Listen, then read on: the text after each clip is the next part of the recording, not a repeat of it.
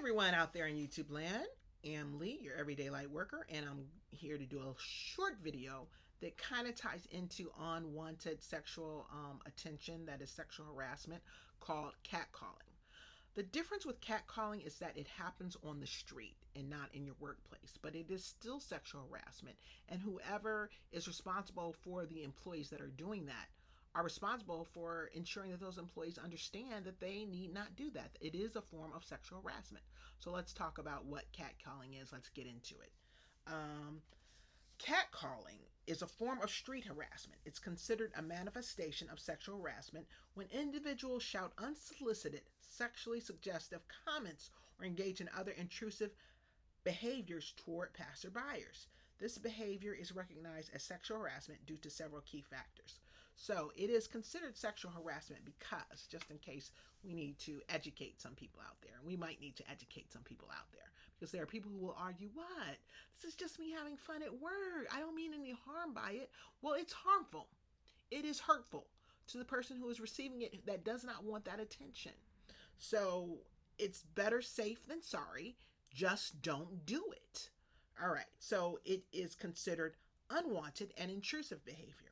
Catcalling typically involves making unwelcome, explicit, and sexually suggestive remarks, gestures, or noises directed at individuals in public spaces.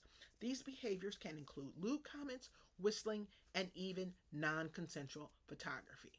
Don't do that. Come on, don't be a jerk. Just don't do that. It creates a hostile environment to the people who are just walking by, probably trying to get to and from work. They're on a lunch break or whatever, but it's happening on the street.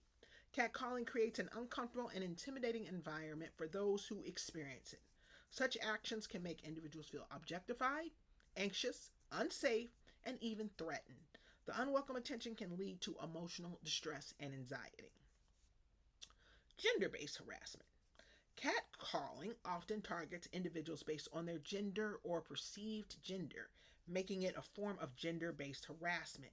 It reinforces stereotypes and objectifies people, making them feel devalued and unsafe in public spaces. Violation of boundaries.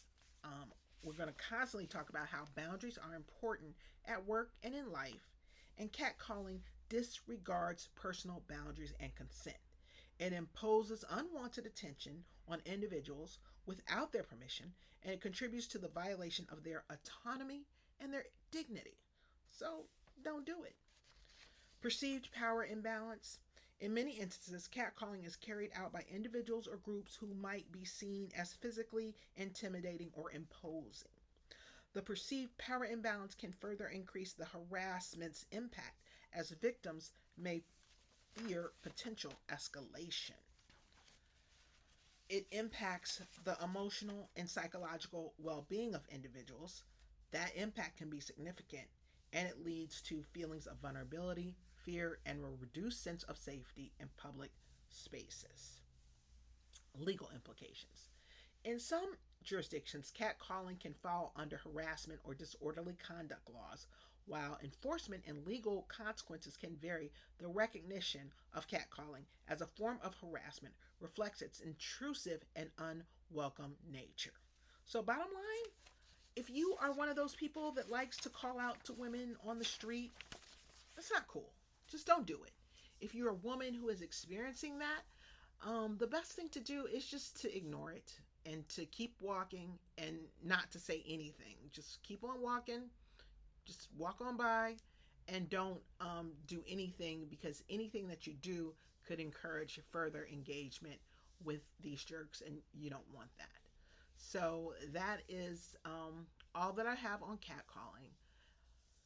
But it is a form of sexual harassment, and if you really wanted to take action, what you would do is you would find out whoever is in charge of these employees. So usually it's a lot of times it's construction workers.